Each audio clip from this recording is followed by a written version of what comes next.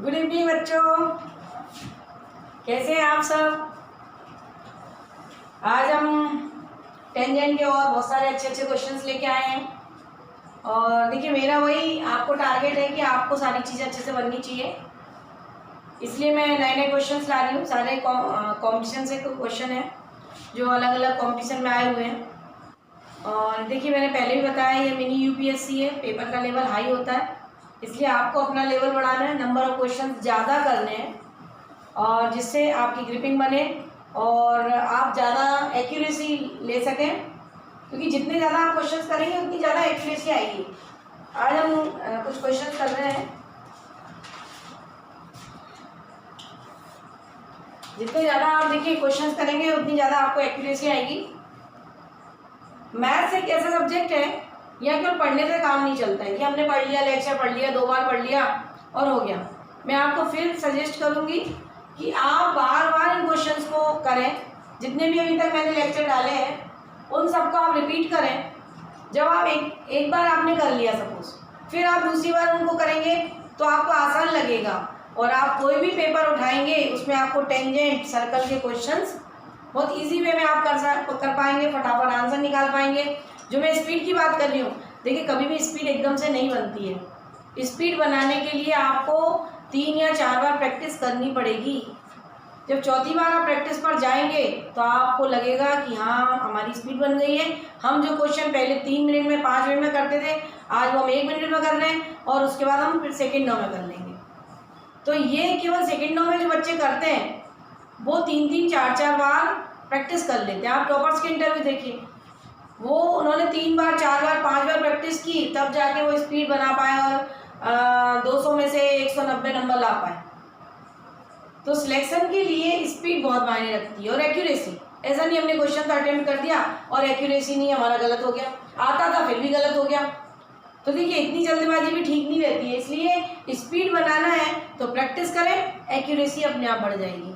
ठीक है, आज हम नया क्वेश्चन करते हैं, बहुत इजी है। टेंजेंट के ऊपर क्वेश्चन लेके आई हूँ मैं। देखिए, 2 सर्कल है इक्वल रेडियस के, यानी आइडेंटिकल सर्कल। 2 सर्कल है आइडेंटिकल, यानी इक्वल रेडियस के सर्कल है। यानी रेडियस कितनी हमारी r=5, यानी इसकी भी रेडियस 5 है और इस सर्कल की भी रेडियस कितनी है हमारी 5। आइडेंटिकल सर्कल,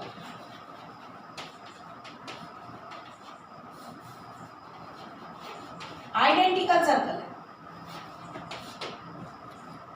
और उसने बोला है एक कॉमन टेंजेंट दे रखा है ए बी। कॉमन टेंजेंट की उसने लेंथ पूछी है, ए बी पूछा हुआ है, कॉमन टेंजेंट की लेंथ पूछी, और हमको ट्रांसवर्स टेंजेंट एक दे रखा है सी डी। एक टेंजेंट हमको दे रखा है सी डी, और सी डी की जो लेंथ है, सी डी यानी ट्रांसवर्स टेंजेंट, और सी डी की हमको लेंथ दे रखी है 24। हमें निकालना है ए बी। देखिए, हम पढ़ चुके हैं, बहुत इजीली कर सकते हैं इस क्वेश्चन को। सबसे पहली चीज, अगर ये आइडेंटिकल सर्कल है तो इनके सेंटर्स के बीच की डिस्टेंस ही टेंजेंट होगा। सबसे पहले आप ये अच्छे से समझ लीजिए कि आइडेंटिकल सर्कल है। जब आइडेंटिकल सर्कल है तो जो टेंजेंट की लेंथ होती है वो सर्कल की, देखिए फिर से मैं समझाती हूँ आपको एक एक चीज।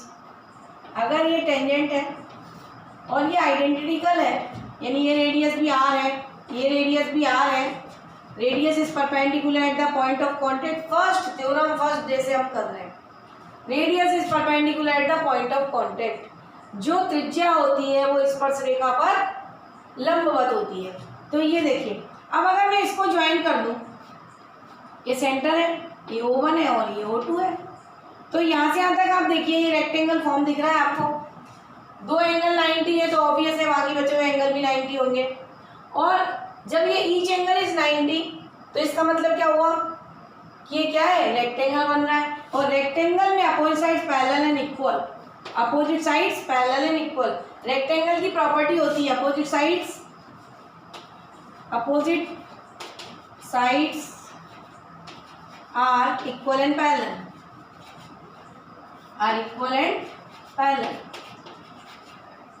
ये हमारी प्रॉपर्टी होती है रेक्टेंगल की। अगर कोई रेक्टेंगल है तो each angle 90, opposite sides are equal and parallel. ये बात समझ में आई। तो यहाँ से हम, अगर उसने हमसे ए बी पूछा है तो ए बी का मतलब है डिस्टेंस बिटवीन टू सेंटर्स, क्योंकि आइडेंटिकल सर्कल है, क्योंकि अपोजिट साइड्स आर बराबर आर है, ये पैरेलल भी है और इक्वल भी है। तो O1 O2 निकाल लें तो ये भी हमारा अपने आप आ जाएगा।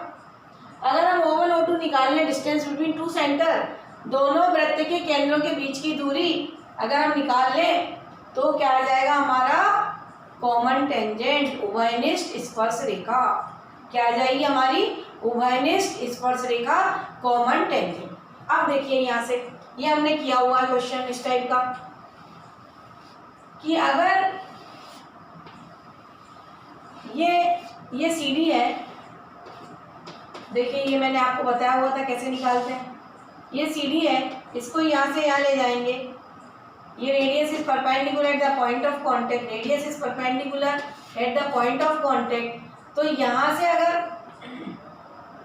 हम इसको आगे बढ़ा दें तो यहाँ आ जाएगा ये सपोज हमारा M पॉइंट है, ये O1 है और ये O2 है। डायरेक्ट आप चाहें तो फॉर्मूला लगा दें। अगर आपको फॉर्मूला याद है तो कॉमन टेंजेंट इक्वल टू होता है D, common tangent equal to the distance between centre minus r plus r का होल स्क्वायर। ये आपको मालूम है, ये फॉर्मूला होता है कॉमन टेंजेंट का। या हम चाहें तो यहाँ से भी लगा सकते हैं। देखिए पाइथागोरस, ये वाला जो पॉइंट है, ये जो है ये O1 O2 के बराबर है, तो दिस का square equal to this square plus this square. ये हम पाइथागोरस लगा सकते हैं, दिख रहा है आपको। और चाहें तो ये फॉर्मूला हमें याद रखना है कि ट्रांसवर्स कॉमन टेंजेंट, त्रियक उभयनिष्ठ स्पर्श रेखा की लंबाई इक्वल टू होती है square root of distance between two centres minus r plus r। मैंने आपको पहले दिन बताया था, ये टेंजेंट क्या होते हैं, क्रॉस करते हैं, यानी r और r में बीच में कौन सा साइन लगेगा, प्लस का साइन लगेगा। तो डायरेक्ट देखिए CD की लेंथ कितनी दे रखी है हमको 24, तो यहाँ पर रूट हटा दें तो ये आएगा स्क्वायर, और d square minus r plus r 10 का स्क्वायर। r प्लस r देखिए दोनों में रेडियस कितनी है 5, ये r है और ये r है, तो दोनों रेडियस कैसी है, आइडेंटिकल सर्कल है, दोनों रेडियस हमारी कैसी है, इक्वल है। तो r प्लस r इन 10 का स्क्वायर। तो आप देखिए डी स्क्वायर इक्वल टू हो गया 24 का स्क्वायर प्लस 10 का square. 576 plus 100 equal to 676, D square equal to 676, तो डी इक्वल टू आ गया 26। अब आपको मालूम है डी का मतलब क्या है, डिस्टेंस बिटवीन टू सेंटर, यानी O1 O2 आ गया हमारा 26। O1 O2 distance between to centre हमारा कितना आ गया 26। डिस्टेंस बिटवीन टू सेंटर हमारा कितना आ गया। और मैंने अभी आपको बताया कि O1 O2 जो है यही कॉमन टेंजेंट की लेंथ होगी। तो O1 O2 हमने फाइंड कर लिया, एक के बराबर होगा हमारा AB के बराबर। तो कॉमन टेंजेंट की लेंथ कितनी आ गई AB, यानी हमारा आंसर कितना हो गया 26। ये हमारा आंसर क्लियर है, समझ में आया कैसे निकालना था। कॉमन टेंजेंट हमको ट्रांसवर्स टेंजेंट दे रखा था, रेडियस दे रखी थी, और उसने हमसे कॉमन टेंजेंट पूछा। क्लियर है, समझ में आया आपको। अब हम करते हैं नेक्स्ट क्वेश्चन। देखिए कुछ फॉर्मूले आप याद रख सकते हैं, फॉर्मूला याद नहीं है तो प्रोसीजर आपको मालूम है कि पाइथागोरस से निकालना।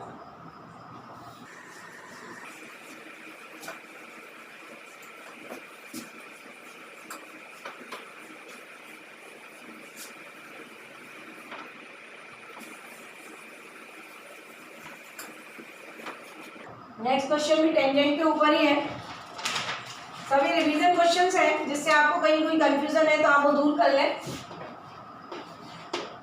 फिर इसमें दो टेंजेंट अपने को दे रखे, दो सर्कल दे रखे हैं, अभी आइडेंटिकल नहीं है, डिफरेंट रेडियस के सर्कल दे रखे हैं। देखिए 2 सर्कल है डिफरेंट रेडियस, दो सर्कल जो है एक की रेडियस 6 सेंटीमीटर दे रखी है और दूसरे की रेडियस जो है, और ट्रांसवर्स टेंजेंट, ये ट्रांसवर्स टेंजेंट है, दूसरे की रेडियस दे रखी है हमको 3। देखिए एक की रेडियस दे रखी है 6 O1, दूसरे की रेडियस यहाँ पे ये PQ नाम दे रखा है उसने, तो हम भी PQ लिखेंगे। दोनों के सेंटर, एक का सेंटर P है, दूसरे सर्कल का सेंटर Q है।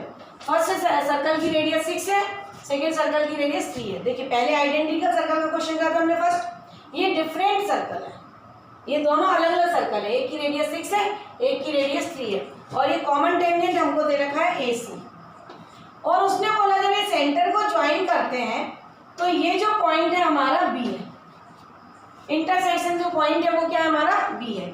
अब उसने क्या क्या दे रखा है हमको, उसने जो AB है इसकी लेंथ दे रखी है 8, और हमें क्या निकालना है, PQ, सेंटर के बीच की डिस्टेंस निकालनी है।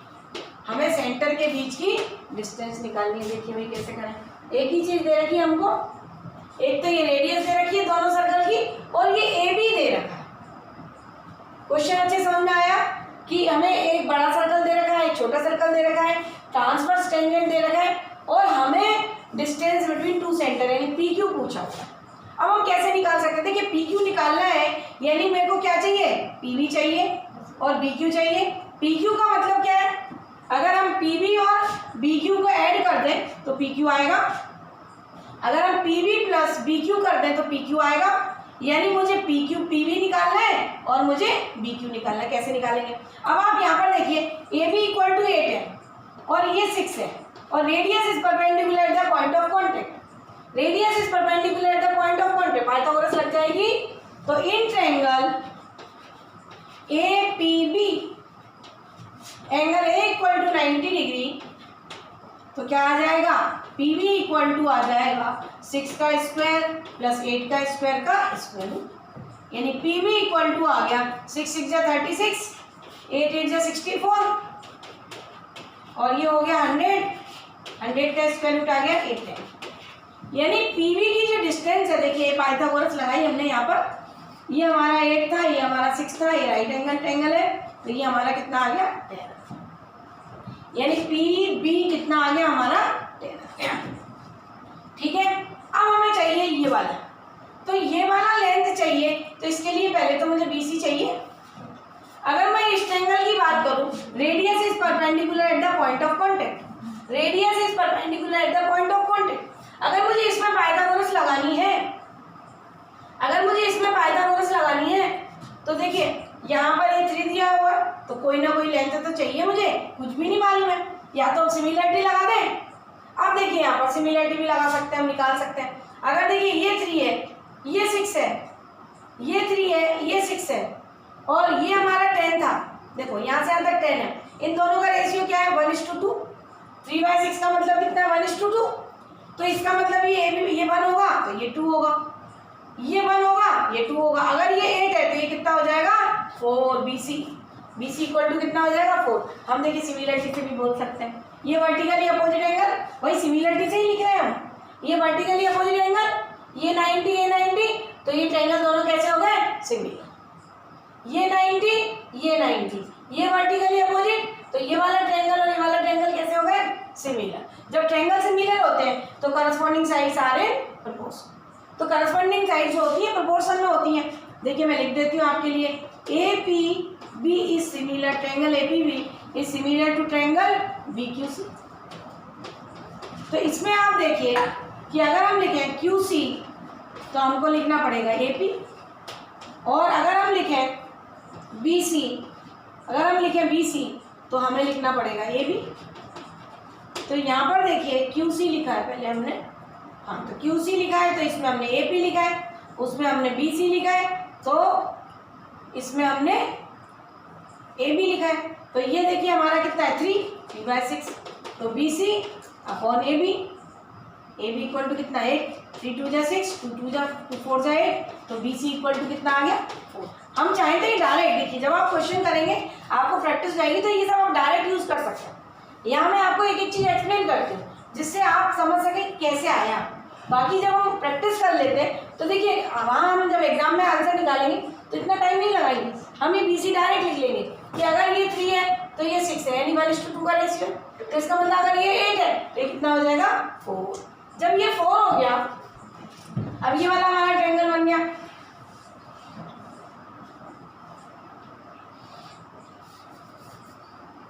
ये वाला हमारा ट्रायंगल बन गया, ये राइट एंगल ट्रायंगल है, ये हमारा 3 है, ये हमारा 4 है, ये Q है, ये B है, तो ये ऑब्वियस है, ये कितना आ जाएगा 5 बाय पाइथागोरस फ्रॉम 3 का स्क्वायर प्लस 4 का स्क्वायर का स्क्वायर, 3 9 4 4 जा 16, ये पाइथागोरियन ट्रिपलेट है, हम चाहे तो याद रख सकते हैं।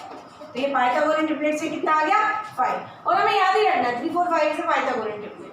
जब हमें कैलकुलेशन फास्ट करनी रहती है, कम समय में कोई क्वेश्चन करना होता है, तो हमें ये बेसिक चीज़ें याद होनी चाहिए, और ये बेसिक चीज़ें धीरे धीरे याद हो जाती है। देखिए मैं यहाँ बेसिक से पढ़ा रही हूँ, इसलिए मैं ऐसा नहीं कि मैं डायरेक्ट यूज़ कर लूँ कि यहाँ पे 3 4 5 लिख दिया। भाई ये करते करते याद हो जाता है कि 3 4 5 से पाइथागोरियन ट्रिपलेट्स बहुत सारी होती है। पाइथागोरियन ट्रिपलेट्स हम बेसिक से याद करेंगे कि भाई 3 4 5 आया तो पाइथागोरियन से हम बहुत सारे नंबर्स की निकाल सकते हैं। उसका एक फार्मूला होता है, मैं आपको बाद में एक्सप्लेन करूँगी कभी भी, जब इसके ऊपर कुछ और बेसिक आएगा तो हम इसको देखिए। ऐसा होता है पाइथागोरियन ट्रिपलेट 2m m² -1 और m² +1, ऐसा होता है ये पाइथागोरियन ट्रिपलेट। ये नंबर होते हैं, या फिर हम बोल सकते हैं कि c² = a² + b²। ये इस कंडीशन को फॉलो करें या इस फॉर्म में नंबर हो तो इसको हम बोलते हैं पाइथागोरियन ट्रिपलेट्स नंबर। तो ये 3 4 5 देखिए, आप ये वाला नंबर फॉलो कर रहे हैं, 3 का स्क्वायर 4 का स्क्वायर बराबर 5 का स्क्वायर 2m m² -1 m² +1। यहाँ से भी हम पाइथागोरियन ट्रिपलेट्स निकाल सकते हैं। क्लियर है? तो यहाँ से देखिए ये आ गया मेरा 5। अब ये BQ अगर 5 आ गया तो मैंने आपको बताया कि PQ = क्या है, PV + BQ। तो यहाँ पर ऐड कर दीजिए। ये आपको अच्छे समझ में आया है, ये आपने नोट कर लिया। अब हम इसको ऐड कर दें, PQ = BP + PV + BQ लिख दें।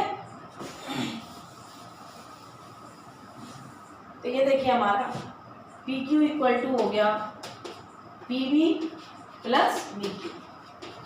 तो PV की वैल्यू कितनी है हमारी 10 और BQ की वैल्यू हमारी कितनी आई 5। तो ये हमारा हो गया आंसर 15 सेंटीमीटर। देखिए बहुत आसान था क्वेश्चन, मैंने आपको एक्सप्लेन करा इसलिए इतना टाइम लगा। अगर आपकी स्पीड है, प्रैक्टिस है, तो आप ये आंसर ओरली निकाल सकते हैं। और वहाँ एग्जाम में हमें इतनी प्रैक्टिस हो जानी चाहिए करते करते, ये आंसर हमारे ओरल आ जाए कि यहाँ से ये इतना आएगा पाइथागोरस से, यहाँ से इतना आएगा सिमिलरिटी से, और फिर पाइथागोरस लगेगी, ये प्लस हो जाएगा और ये आंसर आएगा। इस सब के लिए आपको 3 बार 4 बार प्रैक्टिस करनी पड़ेगी, तब आप ओरली कर पाएंगे। चलिए आते हैं नेक्स्ट क्वेश्चन पर। हम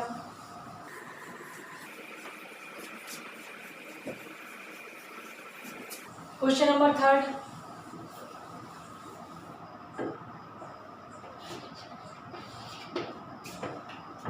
बहुत अच्छा क्वेश्चन है, दिखने में थोड़ा टिपिकल है। देखिए एक सर्कल है, एक बिग सर्कल है और एक स्मॉल सर्कल उसको इंटरनली टच करता है। ये 2 सर्कल है, एक बड़ा सर्कल को एक छोटा सर्कल इंटरनली टच कर रहा है, और ये टच कर रहा है और P पॉइंट पर टच कर रहा है। तो ये टेंजेंट जा रहा है यहाँ से, ये P पॉइंट पर टच कर रहा है, तो ये इसका क्या हो गया टेंजेंट। और उसने बोला है कि AB is a chord of bigger circle, AB is a chord of bigger circle, big circle. AB is a chord of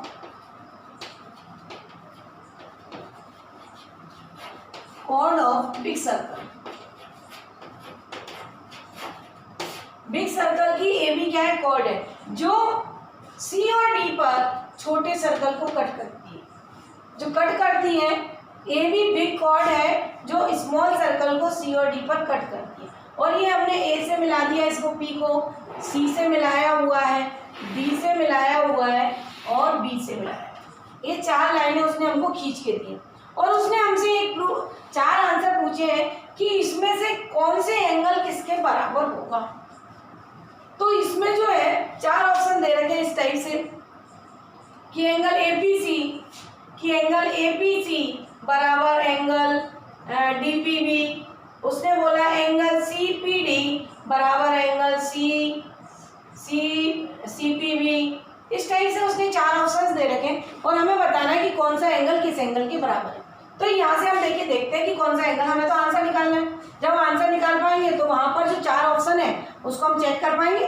जब तक आप आंसर नहीं निकालोगे, जब तक आप चेक नहीं कर पाओगे कि कौन सा ऑप्शन सही है। उसने 4 तरीके दे रखा है, ऐसा दे रखा है उसने बोला XPA बराबर APC, उसने बोला APC बराबर DPB। तो भाई चेक तो करना पड़ेगा कौन किसके बराबर है। तो यहाँ पर देखिए सबसे पहले देखिए मैंने आपको बताया था अल्टरनेट सेगमेंट में। देखिए ये टेंजेंट है और ये ए पॉइंट है, ये बड़ी वाली ये कॉर्ड है, ये ए है और ये बी है। तो अगर ये एंगल मैं बोलूँ अल्फा है, ये एंगल अगर अल्फा है तो इसका मतलब क्या हुआ, ये जो बी एंगल है वो क्या होगा अल्फा। देखिए बड़े सर्कल, ये जो कॉर्ड है, ये जो ए पॉइंट है ये बिग सर्कल के ऊपर, ये जो पॉइंट है ए वो किसके ऊपर है, बिग सर्कल के ऊपर। जब ये बिग सर्कल के ऊपर है और ये अल्टरनेट सेगमेंट है तो ये यहाँ पर इस एंगल के बराबर होगा बिग सर्कल के ऊपर। ऐसा नहीं है कि हम इसको इसके बराबर लिख दें या ये वाला जो एंगल है वो इसके बराबर लिख दें, ऐसा नहीं लिख सकते। सी और डी पर एंगल नहीं आएंगे क्योंकि ए पॉइंट और बी पॉइंट बिग सर्कल पर है, ए पॉइंट और बी पॉइंट बिग सर्कल पर है। तो अगर ये एंगल अल्फा है तो ये एंगल अल्फा होगा। ये बात आपको समझ में आई। अब देखिए एक और बनाते हैं हम, ये हमारा पी पॉइंट है और अब ये देखिए स्मॉल सर्कल है और ये जो पॉइंट है ये सी, ये स्मॉल सर्कल के ऊपर है। तो इसका मतलब ये है कि ये जो डी है, ये अगर सी, ये अगर बीटा है, ये अल्फा है, ये बीटा एंगल है, तो ये एंगल बीटा होगा। आप इसको भले मिटा दे, देखिए बड़ा सर्कल की जरूरत नहीं है। अभी ये जो कॉर्ड है, ये जो कॉर्ड है, ये बीसी, ये बीडी कॉर्ड जो है स्मॉल सर्कल के लिए, ये सीडी जो कॉर्ड है, देखिए A B chord big circle के लिए और सीडी कॉर्ड स्मॉल सर्कल के लिए। तो जब हम इस पर एंगल की बात करेंगे ये बीटा, तो इसी सर्कल के ऊपर किसी पॉइंट पर बीटा होगा। तो ये एंगल अगर बीटा है तो ये एंगल बीटा हुआ। ये बात आपको समझ में आई। अब यहाँ से आप देखिए, ये बात समझ में आई। कौन सी थ्योरम लग रही है, अल्टरनेट सेगमेंट थ्योरम। पहले भी हम बता चुके हैं कि अगर ये कॉर्ड है और ये टेंजेंट है, ये कॉर्ड अगर ये अल्फा बनाती है तो ये अल्फा होता है, अल्टरनेट सेगमेंट थ्योरम। बहुत क्वेश्चन आते हैं इसके ऊपर। देखिए इसलिए मैं आपको बहुत प्रैक्टिस करवा रही हूँ, डिफरेंट टाइप के क्वेश्चंस की हम प्रैक्टिस कर रहे हैं। Alternate segment theorem. अब हम देखिए ये अल्फा है, ये बीटा है। अब आप यहाँ से आते हैं, देखिए सी वाला एंगल, पी से सी एंगल बीटा है और पी से ए एंगल अल्फा है। यहाँ पर देखिए आप, पी से सी एंगल बीटा है और पी से ए वाले के साथ एंगल अल्फा है। तो ये जो एंगल है ये बचा हुआ, ये वाला एंगल, ये वाला जो एंगल की हम बात कर रहे हैं, ये यानी एंगल हमारा एंगल PAC, ध्यान से देखिए PAC एंगल की बात कर रहे हैं। यानी अगर बड़े वाले में से ये छोटा वाला माइनस करेंगे तो ये बीच वाला एंगल आएगा कि नहीं आएगा। तो ये PAC बराबर हो गया बीटा माइनस अल्फा। ये बात आपको समझ आई। PAC किसके बराबर हो गया, देखिए ये एंगल अल्फा, ये पूरा एंगल बीटा। अगर बीटा में से अल्फा माइनस कर दें तो ये जो एंगल है जिसकी मैं बात कर रही हूँ PAC, ये एंगल हमारा क्या हो गया, बीटा माइनस अल्फा। क्लियर है। अब यहाँ पर देखिए आप, ये जो डी एंगल है मैंने यहाँ पर बीटा लिखा हुआ है, ये डी एंगल जो है वो बीटा है, बी एंगल जो है वो अल्फा है। यहाँ से देखिए आप, ये अल्फा है तो ये अल्फा है, ये बीटा है तो ये बीटा है। तो यहाँ पर आप डी पॉइंट देखिए, उस फिगर को देखिए जो मैंने अलग से बनाया हुआ है। ये एंगल बीटा है और ये एंगल जो है क्या है, ये एंगल जो है बी वाला एंगल जो है अल्फा है, डी वाला जो एंगल है बीटा है। तो आप यहाँ पर बताइए मुझे एक्सटर्नल एंगल थ्योरम। देखिए एक्सटर्नल प्रॉपर्टी क्या होती है, एक्सटीरियर एंगल प्रॉपर्टी क्या होती है कि ये हमारा ट्रायंगल है, ये ट्रायंगल के तीनों कोणों का योग कितना होता है 180, a plus B plus C equal to 180। अगर हम बोले हमारा एक एंगल जो है अल्फा है, एक एंगल बीटा है, तो ये वाला एंगल कितना होगा, बीटा माइनस अल्फा। देखिए एंगल जो एंगल सम प्रॉपर्टी से हम निकालते हैं, exterior angle equal to sum of opposite to interior angle, exterior angle equal to sum of opposite to interior angle. तो अगर ये एंगल चाहिए मुझे तो ये बीटा में से ये अल्फा माइनस जाएगा तो ये बीटा माइनस अल्फा आएगा। Exterior angle equal to sum of opposite to interior angle. बाह्यकोण जो होता है त्रिभुज के अंतर कोणों के योग के बराबर होता है। जो बाह्यकोण होता है वो त्रिभुज के अंतर कोणों के योग के बराबर होता है। तो यहाँ पर देखिए वही चीज यहाँ पर लग जाएगी। कौन से ट्रायंगल की हम बात कर रहे हैं, अब हम बात कर रहे हैं इन ट्रायंगल PDB की बात कर रहे हैं। तो एक्सटीरियर एंगल बीटा इक्वल, ये exterior angle exterior angle beta equal to angle DPB plus angle alpha. तो DPB बराबर कितना हो जाएगा, बीटा माइनस अल्फा। अब यहाँ से आप देखिए जो DPB एंगल है वो बीटा माइनस अल्फा है, PAC एंगल है वो बीटा माइनस अल्फा, यानी ये दोनों एंगल कैसे हो गए, इक्वल। यही हमारा आंसर है। हमारा आंसर क्या हो गया कि PAC बराबर एंगल DPB, और वहाँ पे इस ऑप्शन में ऐसा लिखा हुआ है, इसका हम टिक लगा देंगे कि एंगल PAC बराबर काय के हो गया, एंगल DPB। यहाँ पर देखिए ये बीटा माइनस अल्फा है और ये भी बीटा माइनस अल्फा। कौन सी थ्योरम लगी यहाँ पर, alternate segment theorem, exterior angle property, tangent property, यानी इतनी सारी जब प्रॉपर्टी लगती है तो ये क्वेश्चन ऐसा दिख रहा है इजी है, चाहे कोई से भी टिक लगा दे, 4 आंसर ऐसे उसने दे रखे, तो ऐसा नहीं होता किसी पर भी टिक लगा दे। हमें यहाँ पर चेक करना पड़ेगा कि कौन सा एंगल किसके बराबर है। तो ये जो एंगल है PAC वो इस एंगल के बराबर है। ये जो PAC एंगल है वो हमारा किसके बराबर है, ये देखिए मैंने मार्क करा है। ये जो एंगल है DPB ये बराबर हमारा आ रहा है APC के। क्लियर है, समझ में आया कैसे आ रहा है बराबर। आते हैं हम नेक्स्ट क्वेश्चन की ओर।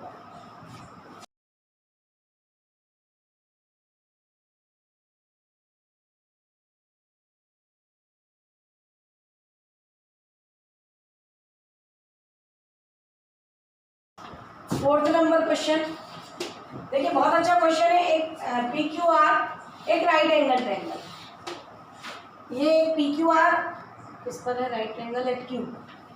यहाँ पर Q है, ये P है और ये R है। PQR is a right angle triangle, triangle PQR is right angle triangle, is right angle triangle.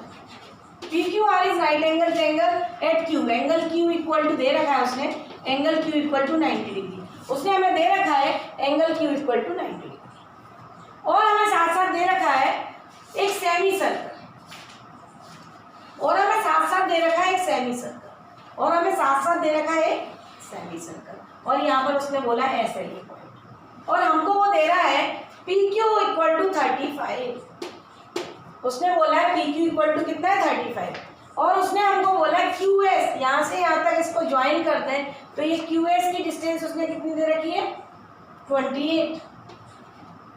QS equal to कितना दे रखा है उसने 28। हमें SR फाइंड करना है, हमें क्या निकालना है, SR निकालना है। देखिए क्वेश्चन समझ लीजिए पहले। हमें गिवन क्या है, एक ट्रायंगल PQR गिवन है जो एंगल Q पर राइट एंगल है। हमें PQ इक्वल टू 35 दे रखा है, QS इक्वल टू 28 दे रखा है, और हमें SR पूछा है। तो सबसे पहले तो देखिए कि ये अगर सेमी सर्कल है तो सेमी सर्कल में, ये अगर सेमी सर्कल है और ये इसका डायमीटर है, उसने बोला QR is a semi circle, इसका मतलब ऑब्वियस है कि QR इज ए डायमीटर। ये क्या होगा, इसका मन से मान लिया हमने डायमीटर, क्योंकि उसने बोला ये सेमी सर्कल है। जब ये सेमी सर्कल है तो QR क्या है, डायमीटर। और जब भी हम सर्कल के ऊपर कोई पॉइंट बनाएंगे सेमी सर्कल के ऊपर तो ये राइट एंगल होता है। Angle in the semi circle is right angle, angle in the semi circle, angle in the semi circle is 90 degree. Semi circle के ऊपर अर्धवृत्त में बना हुआ कोण 90 डिग्री होता है, अर्धवृत्त में बना हुआ कोण 90 डिग्री होता है। Angle in the semi circle is right angle, अर्धवृत्त के अंदर बना हुआ कोण राइट 90 डिग्री होता है, 90 डिग्री होता है। Angle in the semi circle is right angle. तो यहाँ पर आप देखिए कि ये जब है तो ये पाइथागोरस यहाँ लगा सकते हैं, PS निकाल सकते हैं। अगर मेरे पास ये दिया है और अगर ये पता चल जाए तो हम ये निकाल सकते हैं, लेकिन हम ये यहाँ ऐसा कुछ नहीं करने वाले हैं। यहाँ पर आप देखिए ये 35 है, अब अगर ये मैंने आपको बताया कि 90 है तो यहाँ से देखिए आप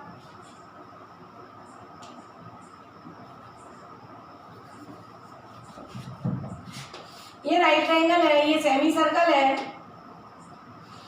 ये कट हो रहा है, ये R है, ये Q है, और ये हमको दिया है 28, ये हमको दिया है 35। तो हम यहाँ से PS निकाल सकते हैं, क्योंकि जब ये 90, अभी मैंने आपको बताया कि 90 होता है तो ये 90 हुआ। तो ये ट्रायंगल जो है PQR in triangle P Q R की हम बात करें, in triangle P Q R की हम बात करें, पी क्यू एस की बात करें, पी क्यू एस की बात करें, और एंगल एस इक्वल टू कितना है, एंगल एस इक्वल टू कितना है 90 डिग्री। तो हम इसमें पाइथागोरस लगा सकते हैं, पाइथागोरस लगा सकते हैं। 35 का स्क्वायर इक्वल टू 28 का स्क्वायर प्लस पी एस का स्क्वायर लगा सकते हैं। 35 का स्क्वायर 90, इसके 90 के सामने वाला हाइपोटेनियस, हाइपोटेनियस का स्क्वायर इक्वल टू बेस का स्क्वायर प्लस परपेंडिकुलर का स्क्वायर। तो यहाँ पर हम लगा देते हैं, यहाँ पर हम लगा लेते हैं पाइथागोरस। तो देखिए क्या होगा, 35 का स्क्वायर इक्वल टू 28 का स्क्वायर प्लस पी एस का स्क्वायर। तो इससे पी एस आ जाएगा हमारा, और जब हमारा पी एस आ जाएगा तो देखिए हम क्या करने वाले हैं इसके अगर हम एक सर्कल की बात करें, हम ये करने क्या वाले हैं, देखिए अगर ये सर्कल होता, ये टेंजेंट होता, ये सेकंड होता, तो ये टेंजेंट सेकंड थ्योरम लग जाएगी।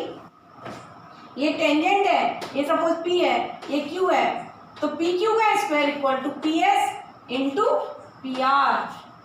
ये टेंजेंट सेकंड थ्योरम होती है, हम बहुत बार पढ़ चुके हैं।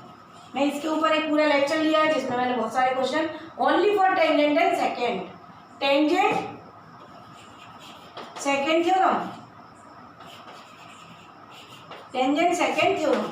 टेंजेंट सेकंड थ्योरम क्या बोलती है कि पी क्यू का square equal to P S into P R. मैंने आपको बताया था जहां टेंजेंट और सेकंड इंटरसेक्ट करते हैं उस पॉइंट से, तो पी क्यू का square equal to P S into P R, P S into P R. ये मैं पहले भी बहुत अच्छे से स्ट्रेस देके आपको ये चीज करा चुकी हूँ कि टेंजेंट सेकंड थ्योरम में टेंजेंट होता है, सेकंड होता है, जो एक पॉइंट पर इंटरसेक्ट करते हैं उस पॉइंट से पी क्यू का square equal to P S into P R. तो यहाँ वही चीज लगाने वाले हैं कि मेरे पास ये चीज आ गई, ये चीज आ गई, तो ये निकल जाए, यही तो अननोन बचता उसके अंदर। तो देखिए पी एस 35 का स्क्वायर माइनस 28 का स्क्वायर, तो ये हो जाएगा 35 माइनस 28, ये 7, ये 63, ये A square minus B square, A minus B A plus B हमने आइडेंटिटी लगा दी, A square minus B square, A square minus B square की आइडेंटिटी होती है A square minus B square equal to होता है ए माइनस बी और A plus B, A minus B A plus B. तो हमने A plus B A minus B कर दिया और ए प्लस बी कर दिया, तो ये हो गया हमारा 7 और 9 इंटू 6 पी एस का स्क्वायर। ये कैलकुलेशन ईजी हो जाती है इससे। तो पी एस इक्वल टू आ गया, दो में से एक बाहर आता है 7, 9 का क्या आएगा बाहर 3, तो पी एस इक्वल टू आ गया 21। पी एस इक्वल टू हमारा कितना आ गया 21। जब पी एस इक्वल टू 21 आ गया, अब यहाँ पर देखिए ये पी एस इक्वल टू हमारा कितना आ गया 21। हम यहाँ पर टेंजेंट सेकंड थ्योरम लगा सकते हैं, टेंजेंट का square equal to P S into P R, उस थ्योरम को लगा दीजिए। देखिए कैसे लगाएंगे। टेंजेंट सेकंड थ्योरम मैंने आपको लिख के दिए कि पी क्यू का स्क्वायर यानी 35 का square equal to 21 into S R. तो ये हो गया S R equal to 35 into 35 upon 21। देखिए 7 के 21, 7 पना 35, एस आर इक्वल टू आ गया 5 25, 5 3 15 17 अपॉन 3। तो एस आर इक्वल टू आ गया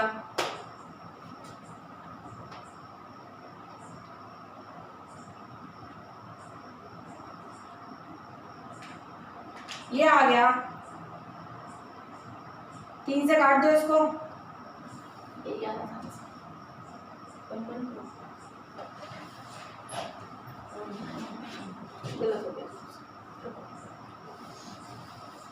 देखिए ऐसा चाहिए पी, एक मिनट ये यहाँ पर वापस लिखते हैं, हम टेंजेंट सेकंड थ्योरम लिखते हैं, उससे क्लियर हो जाएगा आपको कि पी एस इक्वल टू हमारा कितना है 21। तो टेंजेंट सेकंड थ्योरम होती है हमारी पी क्यू का square equal to P S into P R. तो यहाँ पर देखिए पी क्यू का स्क्वायर 35 का square P S equal to 21 और पी आर का मतलब है 21 प्लस एक्स। तो यहाँ पर 35 into 35 upon 21 minus 21 equal to X. ये हो गया हमारा 175 upon 3 minus 21/1 equal to x।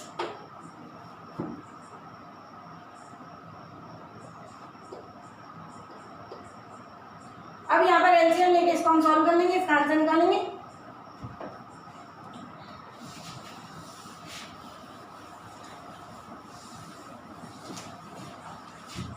तो ये हो गया हमारा 175 माइनस 63/3 इक्वल टू क्या है x। x मतलब एस आर, इसको हम बोल रहे हैं x। तो ये हमारा हो गया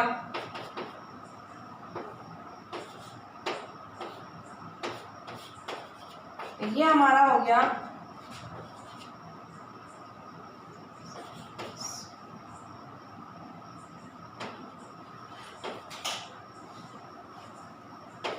37.33। x इक्वल टू हमारा हो गया 37.33। x इक्वल टू हो गया हमारा 37.33, यानी एस आर जो उसने पूछा है उसकी वैल्यू हमारी आ गई 37.33 सेंटीमीटर। यानी हमने क्या करा, पहले देखिए मैं फिर से रिपीट करती हूँ आपको कि हमारे पास एक टेंजेंट है और एक सेमी सर्कल है, तो हम यहाँ पर टेंजेंट सेकंड थ्योरम लगा सकते हैं। ये टेंजेंट हो गया और ये उसका सेकंड हो गया। अगर मैं इस सर्कल को कंप्लीट कर दूं तो ये हमारा क्या हो गया, एक सेकंड हो गया। अब सेकंड में हमें क्या चाहिए, टेंजेंट चाहिए और ये पी एस चाहिए और पी आर चाहिए। तो पी एस है, पी क्यू है और हम ऐसा निकाल सकते हैं टेंजेंट सेकंड थ्योरम से। ये लगा दिया हमने, और चाहते तो सिमिलरिटी भी लगा सकते थे। चाहते तो हम यहाँ पर सिमिलरिटी बड़े वाले ट्रायंगल में लगा देते और एक छोटे वाले तो उससे भी आ जाता। या हम पाइथागोरस भी लगा सकते थे, सिमिलरिटी से निकालते और यहाँ पर पीएस को पाइथागोरस से निकाल देते। ये चीज क्यूआर को सिमिलरिटी से निकाल लेते और एसआर में पाइथागोरस लगा देते। पर ये सबसे इजी है। अगर हमें स्ट्राइक होता है कि टेंजेंट सेकंड थ्योरम लगेगी यहाँ पर, तो ये क्वेश्चन ज़्यादा इजी हो जाता है। क्लियर है, समझ में आया? चलिए आते हैं नेक्स्ट क्वेश्चन पर।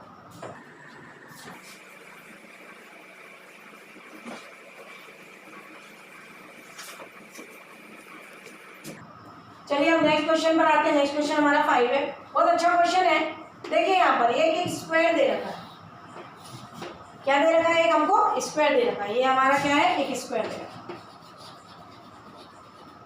है, स्क्वायर दे रखा है और उसने बोला है यहाँ पर एक सर्कल है, इसको टच करता हुआ, स्क्वायर को टच करता हुआ एक सर्कल है। ये इसका सेंटर है और सेंटर जो है वो एक ही लाइन पर है, यानी जो स्क्वायर की जो साइड है पीएस, उसी को लाइन को आगे बढ़ाते हैं तो वहां पर उसका सेंटर है। और उसने हमको बोला S R is a tangent, यानी एस आर जो है इस सर्कल का क्या है, टेंजेंट। एस आर क्या है, एक टेंजेंट, एक स्क्वायर है, एस आर टेंजेंट है और पीएस को आगे बढ़ाते हैं तो वही हमारा सर्कल का सेंटर है। और सर्कल का सेंटर कैसे बनाया उसने बोला T R equal to O S.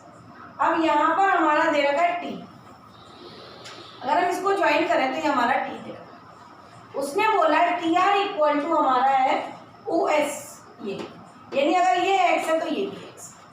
Find the radius of, find the area of square. अब उसने हमसे पूछा है find area of circle upon area of square, दोनों का रेशियो पूछा है। अब देखिए जब रेशियो पूछा है तो सर्कल की रेडियस सही है, सर्कल की रेडियस एक्स है, सर्कल की रेडियस सही है जो कि एक्स है, सर्कल की रेडियस सही है एक्स है। अगर स्क्वायर की साइड निकाल लें तो ये रेशियो आ जाएगा। अब यहाँ पर क्वेश्चन समझ में आया, एक स्क्वायर है और एक एस आर जो है वो एक सर्कल का टेंजेंट है। एस आर जो है वो सर्कल का टेंजेंट है। तो मैंने आपको बोला सबसे पहले टेंजेंट जो होता है वो रेडियस और टेंजेंट एक दूसरे पर परपेंडिकुलर होते हैं। Radius is perpendicular at the point of contact. त्रिज्या हमेशा स्पर्श रेखा पर लंबवत होती है। Radius is perpendicular at the point of contact. अब यहाँ पर देखिए ये x है, ये रेडियस है, तो ये भी x हुआ।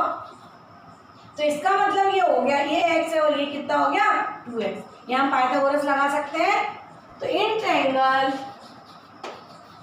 SOR angle S equal to 90 degree.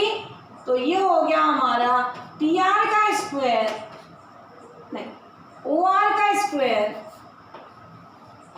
ये हमारा हो गया OR का square equal to S R का स्क्वायर प्लस एस ओ का स्क्वायर। क्लियर है, पाइथागोरस लगा दी। अब ओ आर हमारा कितना है 2x का होल स्क्वायर, एस आर हमारा कितना है निकालना है हमें side of square, plus S O हमारा कितना है एक्स स्क्वायर। तो देखिए 4x square minus X square यानी S R equal square equal to हो गया 3x स्क्वायर। और एरिया देखिए मैं रूट इसलिए नहीं निकाल रही हूँ कि हमें चाहिए एरिया ऑफ सर्कल और एरिया ऑफ स्क्वायर। तो एरिया ऑफ स्क्वायर कितना होता है साइड इंटू साइड, और एस आर क्या है side of square. S R क्या है side of square, side of square है एस आर, ये क्या है साइड ऑफ स्क्वायर। तो साइड ऑफ स्क्वायर यानी कि एरिया ऑफ स्क्वायर हो गया ये हमारा डायरेक्टली। तो area of circle upon area of square equal to कितना हो गया, एरिया ऑफ सर्कल कितना हो गया pi into X square, area of square कितना हो गया 3x स्क्वायर। तो हमारा आंसर आ गया पाई बाय 3। हमारा आंसर कितना आ गया, आया समझ में? बहुत अच्छा क्वेश्चन था और इजी भी था, अच्छा था क्वेश्चन और इजी भी था। नेक्स्ट क्वेश्चन,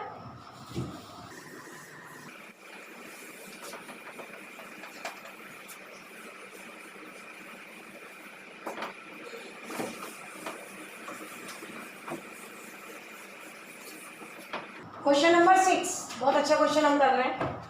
क्वेश्चन नंबर 6 है कि दो सर्कल है जो एक दूसरे को इंटरसेक्ट कर रहे हैं। दो सर्कल है जो एक दूसरे को बहुत आता है ये क्वेश्चन और बहुत अच्छा है, ये प्रॉपर्टी है और 4 ऑप्शन दिए रहते हैं, हमें वो बताना रहता है प्रूफ। तो सबसे पहली बार जब आएगा तो हम बता पाएंगे, जैसे मैंने एक एंगल का क्वेश्चन बताया कि this angle equal to this angle, यानी डायरेक्ट नहीं लगा सकते, निकालना पड़ेगा। तो ये हमारा एक अलग क्वेश्चन है। ये हमारा ए बी एक टेंजेंट है, कौन सा टेंजेंट है कॉमन टेंजेंट, और एक हमारा पी क्यू कॉमन टेंजेंट, एक हमारा पी क्यू कॉमन टेंजेंट। दो सर्कल है जो इंटरसेक्ट कर रहे हैं, कहाँ पर इंटरसेक्ट कर रहे हैं,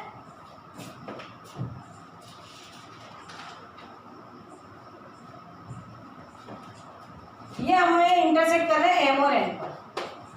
कहाँ पर इंटरसेक्ट कर रहे हैं एम और एन पर। दो कॉमन टेंजेंट है, दो डिफरेंट रेडियस के सर्कल है, दो कॉमन टेंजेंट है और ये कहाँ पर इंटरसेक्ट कर रहे हैं एम और एन पर। हमें ये प्रूफ करना है। अब ये जो कॉमन कॉर्ड है ये क्या है, M N is a common chord, इसको हमने आगे बढ़ाया, इसको हमने आगे बढ़ाया तो ये हमारा एक्स और ये हमारा वाई पर इंटरसेक्ट करता है।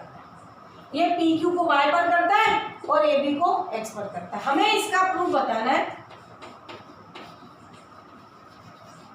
हमें बताना है इसका कि ए बी का स्क्वायर, ए बी का स्क्वायर जो होता है, ए बी का स्क्वायर इक्वल टू होता है एक्स वाई का स्क्वायर माइनस एम एन का स्क्वायर। ये हमें प्रूफ करना है कि जो कॉमन टेंजेंट है, कॉमन टेंजेंट यानी ए बी, वो किसके बराबर होता है, ए बी लिखें या पी क्यू लिखें। इधर से प्रूफ करेंगे तो पी क्यू आएगा, उधर से प्रूफ करेंगे तो ए बी आएगा। तो ए बी का square equal to X Y जो इंटरसेक्ट करती है दोनों टेंजेंट को, जो दोनों टेंजेंट को इंटरसेक्ट करने वाले पॉइंट है एक्स वाई का स्क्वायर माइनस कॉमन कॉर्ड का स्क्वायर। या तो आप इसको लर्न कर लें, अभी तो मैं आपको प्रूफ बता रही हूँ, बाकी इसको हमें क्या करना है लर्न करना है। कभी डायरेक्ट इसके ऊपर क्वेश्चन भी आ सकता है, ये क्वेश्चन बहुत कॉम्पिटिशन में आया हुआ है, तो इसके ऊपर क्वेश्चन भी कैसे आ सकता है कि कॉमन टेंजेंट की लेंथ दे रखी है, इसका इंटरसेक्शन पॉइंट दे रखा है, हमें एम एन पूछा है। तो जब तक ये हमें प्रॉपर्टी नहीं आएगी हम नहीं निकाल सकते। हमें एक्स वाई दिया, एम एन दिया, हमें ए बी पूछा या पी क्यू पूछा, तो इसका ही यूज करना पड़ेगा तभी ये निकलेगा। अब देखिए कैसे कर सकते हैं इसको। ये इंटरसेक्शन पॉइंट है, ये एम है, ये एन है,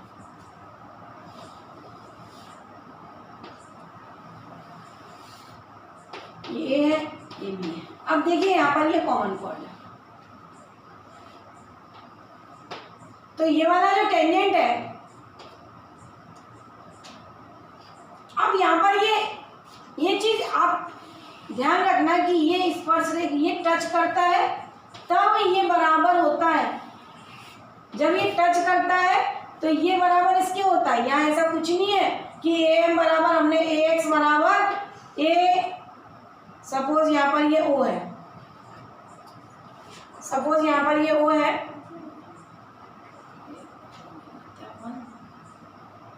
ABCD ले लेते हैं।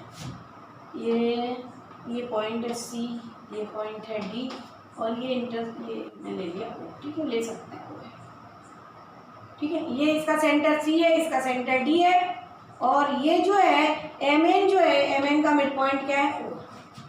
तो यहाँ पर जब एक टच करते हैं तो ये टेंजेंट एक्सटर्नल पॉइंट से टेंजेंट इक्वल होते हैं। यहाँ ऐसा कुछ नहीं है, यहाँ इंटरसेक्ट कर रहे हैं टू सर्कल, तो यहाँ पर चीज़ अलग लगेगी। ऐसा है, बच्चों के दिमाग में आता है, बच्चा फटाक से AX इक्वल टू AM लिख देता है, XM लिख देता है, AX इक्वल टू XO लिख देता है। ऐसा कुछ नहीं होगा यहाँ पर। ये इंटरसेक्ट करते हैं और ये जब बराबर होते हैं तो टच करते हैं। ये भी एक टेंजेंट होता है, ये भी एक टेंजेंट होता है, तब ये बराबर इसके होता है। देखिए अब हम इसको ज्वाइन कर रहे हैं। कहाँ से किसको ज्वाइन कर रहे हैं?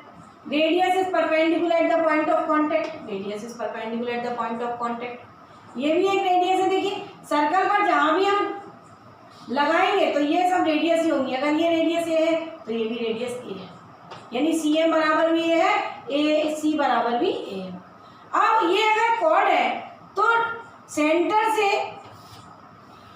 ये मैंने आपको हर बार बताया कि सेंटर से अगर हम परपेंडिकुलर डालें तो ये बाइसेक्ट द कॉर्ड होता है, या अगर मिड पॉइंट से सेंटर को मिलाएं तो ये परपेंडिकुलर होता है। यानी line drawn to the centre bisect the chord and perpendicular to the chord. ये हमने बहुत बार बताया। तो ये जब कॉमन कॉर्ड है, ये भी यानी कॉर्ड है, तो जब हम इसको यहाँ पे मिलाएंगे तो ये क्या होगा 90 डिग्री और ये बराबर इसके होगा। Line drawn to the centre bisect the chord and perpendicular to the chord, यानी वृत्त के केंद्र से जीवा को परपेंडिकुलर लंबवत लाइन खींचे तो वो जीवा को क्या करता है, दो भागों में विभाजित करता है। अगर हम मध्य बिंदु से, जीवा के मध्य बिंदु से सेंटर को मिलाएं तो वो लाइन जो होती है वो कैसी होती है, उसके ऊपर लंबवत होती है। यानी line drawn to the centre bisect the chord and perpendicular to the chord. तो ये हो गया और हमने इसको मिला दिया। ये सब हमने मिलाया मन से, इसको प्रूफ करना है इसलिए हमने ये सब मन से मिलाया। अब देखिए बात समझ में आई आपको, मैंने ये समझाया, ये क्लियर हो गया आपको। अब यहाँ पर देखिए क्या करना है। अब हम यहाँ पर पाइथागोरस थ्योरम लगाते हैं। यहाँ पर हम क्या कर रहे हैं, पाइथागोरस। देखिए अब ये जो है यहाँ पर पाइथागोरस लग जाएगी तो ये राइट एंगल ट्रायंगल है। देखिए मैं आपको अलग अलग बना के दिखाती हूँ। ये ए, ये C है, ये X है और ये radius is perpendicular, radius is perpendicular at the point of contact, radius is perpendicular at the point of contact. तो CX का स्क्वायर, देखिए यहाँ पर CX का स्क्वायर ये A है, CX का square equal to A square plus AX का स्क्वायर, CX का square equal to A square plus AX का स्क्वायर। क्लियर है? अब अगर हम दूसरा ट्रायंगल लें, एक और ट्रायंगल लें, ये CXO, अगर हम ये वाला ट्रायंगल लें तो यहाँ पर देखिए ये 90 डिग्री है, ये O पॉइंट है, ये 90 डिग्री है, ये O पॉइंट है, ये C पॉइंट है और ये X पॉइंट है। तो यहाँ से वापस देखिए आप कि XO का स्क्वायर CX का स्क्वायर इक्वल टू XO का स्क्वायर प्लस CO का स्क्वायर। क्लियर है? ये वाला ट्रायंगल लिया हमने COX, ये वाला ट्रायंगल लिया। यहाँ पर भी देखिए 90 डिग्री है। अब अगर हम ये वाला ट्रायंगल ले लें CMO, अब यहाँ पर देखिए आप, ये मेरा सेंटर है C, ये कॉर्ड है, ये परपेंडिकुलर है O और ये मेरा पॉइंट है M और ये रेडियस है, क्योंकि हमने बोला ये सर्कल पर जहाँ भी टच करेगा वहाँ कैसा होगा, ये रेडियस होगी। तो ये परपेंडिकुलर है कॉर्ड के ऊपर, line drawn to the centre bisect the chord perpendicular. तो देखिए A का स्क्वायर, अब यहाँ पर देखिए CM का स्क्वायर, यहाँ पर देखिए 90 डिग्री है, तो A square equal to MO का स्क्वायर प्लस CO का स्क्वायर। ये बात आपको समझ आई? 3 ट्रायंगल बनाए और 3 बार मैंने पाइथागोरस लिख दिया। 3 ट्रायंगल बनाए और 3 बार मैंने पाइथागोरस लिख दिया। क्लियर है? समझ में आया? पहले हमने इस वाले में लगाई, फिर हमने इस वाले में लगाई और फिर हमने इस वाले में। अब ये जो तीनों है, इन इक्वेशन को अपने को सॉल्व करना है। तो इन इक्वेशन को सॉल्व करने से हमारा AB XY और MN आएगा। अब देखिए कैसे आएगा। यहाँ तक आपको अच्छे से क्लियर हुआ क्या करा हमने। अब ये सब क्लियर हो गया? तो हमें वहां पे देखते हैं, अपन यहाँ पे देखते हैं। देखो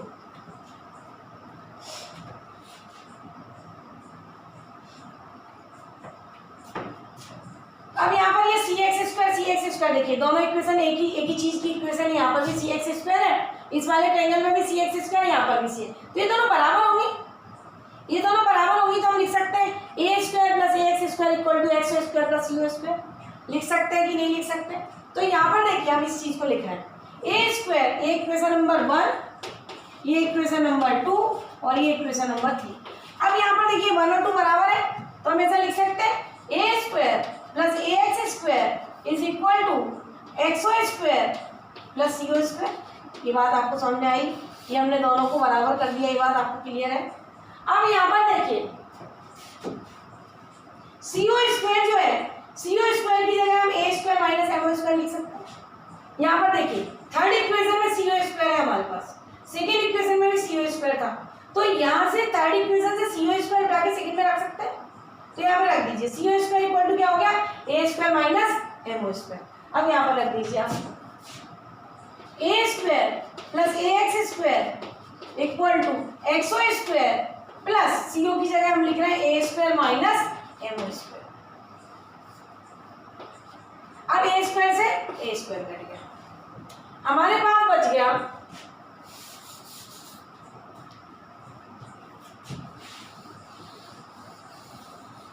अब देखिए हमारे पास क्या बच गया, हमारे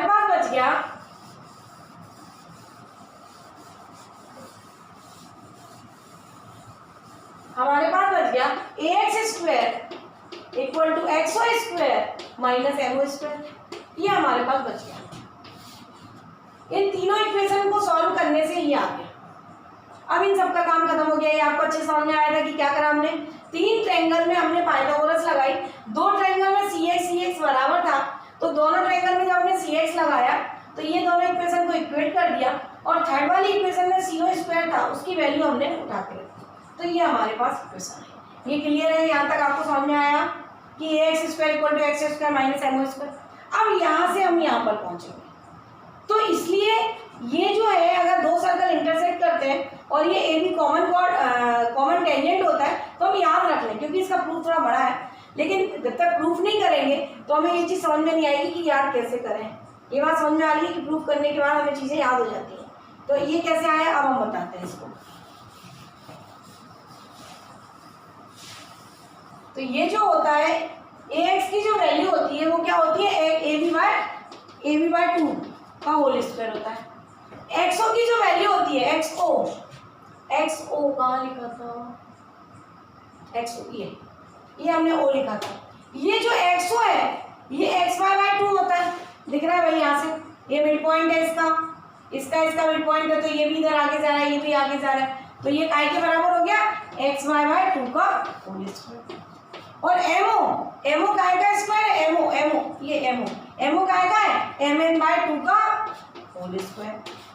देखिए ये जो है ए एक्स जो है ए बी बाय 2 का ए बी बाय 2 है, ये एमओ जो है एम एन बाय 2 है, तो एक्स है एक्स वाई बाय 2 है। अब ये सब जो है ये हाफ लिख दिया हमने ए एक्स, तो ये देखिए 1/4 कैंसिल हो जाएगा, तो ये हमारे पास आ गया ए बी का square equal to X Y का स्क्वायर, ए बी का square equal to X Y का स्क्वायर माइनस एम एन का, ऐसे भी लिखे इसको तो एक ही बात होती है, ए बी का square equal to X Y का स्क्वायर माइनस एम एन का स्क्वायर। ये बहुत इंपॉर्टेंट है, इसके ऊपर क्वेश्चन आता है, डायरेक्ट ऐसा भी आ जाता है कि इस टाइप का फिगर दिया हुआ है, 4 लिख देते हैं वो कि ए बी का square equal to X Y का स्क्वायर प्लस एम एन का स्क्वायर, ए बी का square equal to X Y minus M N, A B का square A B equal to X Y plus M N, ऐसा कुछ भी दे सकते हैं। 4 option रहते हैं, हमें समझ में आना चाहिए कौन सा ऑप्शन सही है।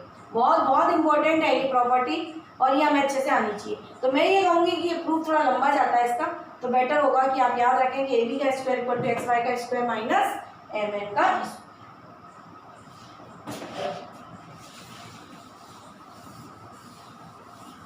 अच्छा क्वेश्चन है, बहुत इजी है और अच्छा है। देखिए टेंजेंट है, ये क्यू और आर पर टेंजेंट है, ये ओ और ये Q, ये टेंजेंट है और टेंजेंट के बीच का जो एंगल है वो 50 डिग्री। टेंजेंट के बीच का एंगल जो है, two tangent from external points, दो जो टेंजेंट है वो एक दूसरे पर 50 डिग्री पर झुके हुए हैं। इस टाइप का क्वेश्चन मैं पहले भी करवा चुकी हूँ। अब यहाँ पर थोड़ा सा अलग है, उसने बोला है कि यहाँ पर एक कॉमन टेंजेंट है जो M पर टच करता है और ये S है,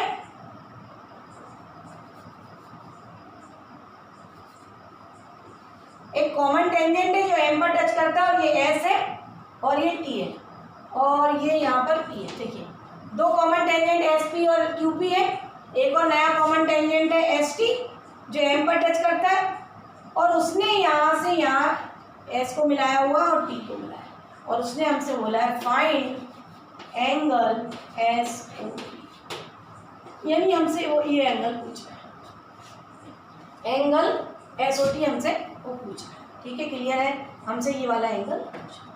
अब देखिए कैसे करें इस क्वेश्चन को। अब आप यहाँ पर ध्यान से देखिए, ये टेंजेंट है, टेंजेंट फ्रॉम एक्सटर्नल पॉइंट्स, ये एंगल 50 है, ये Q है, ये R है और ये O। तो आपको मालूम है क्वाड्रिलेटरल है तो साइक्लिक की बात कर लें हम या फिर सिंपल क्वाड्रिलेटरल की बात कर लें, तो ये इन दोनों का सम कितना है, इन दोनों का सम कितना है 180। तो एंगल S कितना हो जाएगा, एंगल QOR कितना हो जाएगा, QR कितना हो जाएगा 180 माइनस 50 यानी 130। ये जो एंगल है वो कितना हो गया 130। क्लियर है, ये एंगल कितना हो गया हमारा 130। अब देखिए यहाँ पर, अब ये जो एंगल है, एक ही टेंजेंट था यहाँ मिला दिया हमने, radius is perpendicular at the point of contact, radius is perpendicular at the point of contact. तो ये हमारा R है, ये हमारा Q है, ये हमारा M है और ये हमारा O है। देखिए आप ध्यान से, ये 90, ये 90, अगर हम इन दोनों को कॉन्ग्रुएंट प्रूव करें, इस वाले ट्रायंगल इस वाले ट्रायंगल को कॉन्ग्रुएंट प्रूव करें, तो ये 90, ये 90, ये रेडियस, ये रेडियस, ये R है तो ये भी R है और ये common right angle hypotenuse side RHS या फिर tangent from external points are equal, this equal to triple S भी लगा सकते हैं, RHS भी। यानी ये दोनों ट्रायंगल कैसे हो गए हमारे कॉन्ग्रुएंट। जब ये ट्रायंगल कॉन्ग्रुएंट हो गए तो ये एंगल बराबर इसके हो गया, यानी अगर ये 1 है, अगर ये x है तो ये भी x हो गया। सिमिलरली अगर ये y है तो ये भी y हो गया। क्लियर है, समझ में आया कैसे करा हमने, ये दोनों ट्रायंगल को कॉन्ग्रुएंट बताया। कैसे बताया, ये कॉमन, ये 90, ये 90, कैसे, radius is perpendicular at the point of contact, radius is perpendicular at the point of contact और दोनों एक ही सर्कल की रेडियस है तो ये भी R है, ये भी R है, तो ये वाला ट्रायंगल इस ट्रायंगल की क्या हो गया कॉन्ग्रुएंट। जब कॉन्ग्रुएंट होता है तो corresponding part of congruent triangle are congruent, तो ये वाला जो एंगल है वो इसके बराबर हो गया। अगर ये x है तो ये भी x हो गया, तो सिमिलरली ये y है तो ये भी y हो गया। अगर हम इन सबको जोड़ दें यानी एंगल QOR इक्वल टू हो गया x plus y plus y, ये काय के बराबर हो गया twice of x plus y। और ये हम पहले ही निकाल चुके हैं, QOR twice of x plus y है और QOR हम पहले ही निकाल चुके हैं, कितना है 130 और 2 से काट दें तो x plus y equal to कितना हो गया 65। ये x plus y equal to कितना हो गया 65। अब यहाँ पर देखिए, ये जो TOS एंगल पूछा है, यहाँ पर ये T लिखा हुआ है, ये O लिखा है, ये S। ध्यान से देखिए, यहाँ पर उसने क्या पूछा है TOS, कौन सा एंगल पूछा है TOS। तो यहाँ पर देखिए आप, ये TOS और यहाँ पर क्या लिखा है x प्लस y, तो यही पूछा है उसने x प्लस y, यानी TOS इक्वल टू कितना आ गया हमारा 65। समझ में आया कि कैसे करना था, यानी टेंजेंट प्रॉपर्टी लग गई और एंगल सम प्रॉपर्टी लग गई ऑफ क्वाड्रिलेटरल। तो सारी चीज़ें क्वेश्चंस के अंदर लगती हैं और हमें ध्यान से करना रहता है। ऐसा नहीं कि ये और ये का सम 180 हो गया, ऐसा नहीं करना है हमको कि इस एंगल और इस एंगल का सम क्या हो गया 180। डायरेक्ट नहीं करना है, सोच समझ के करना है कि ये जो एंगल है ये वाले एंगल के बराबर से 180 होता है। अगर ये 50 है तो ये 130 होगा। क्यों? क्योंकि इन दोनों का सम 180। उसके बाद फिर हमने ये और ये एंगल सब कैसे निकाले? कॉन्ग्रुएंसी से बराबर निकाले। तो इसलिए हमारा x + y = कितना आ गया? 65। क्लियर है? आपका आज काफ़ी कुछ क्लियर हुआ होगा। और मैं ये बहुत सारे क्वेश्चंस मैंने कराए, उसके बावजूद भी बहुत सारे क्वेश्चंस हैं टेंजेंट के अंदर। मैं ये चाहूँगी कि आप और ज़्यादा प्रैक्टिस करें, घर पर प्रैक्टिस करें, ये सारे वीडियो को रिपीट करें। जब आप ये सारे वीडियो रिपीट कर लेंगे तो आपको ये सारे क्वेश्चंस आपको मतलब जो अभी मिनटों में हमने करे वो सब सेकेंड्स में हो जाएंगे। और आप जब टेंजेंट्स के क्वेश्चंस पेपर के करने जाएंगे, जब आप बहुत सारे क्वेश्चंस मैंने ये पेपर में आए हुए करवाए आपको, बहुत सारे एग्जाम, जैसे CDS का एग्ज़ाम होता है, कैट का एग्ज़ाम होता है, SSC का जो एडवांस का एग्ज़ाम होता है, उसके क्वेश्चंस निकाल के मैंने आपको बहुत सारे यहाँ पर करवाए हैं।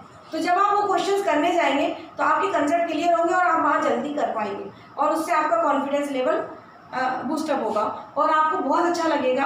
आपको लगेगा कि हाँ मैं कर सकता हूँ। क्योंकि जिन बच्चों को ज्योमेट्री टफ लगती है वो मेरे साथ प्रैक्टिस करें तो आपको ज्योमेट्री का जो डर है वो धीरे धीरे ख़त्म हो जाएगा। आप मेरे साथ पढ़ते रहिए। और अब हम नेक्स्ट लेक्चर में सर्कल का बेसिक से मैं स्टार्ट करूँगी। मैंने यहाँ टेंजेंट से स्टार्ट किया हुआ था, टेंजेंट में भी जो चीज़ें मुझे लगी मैंने वो बताई।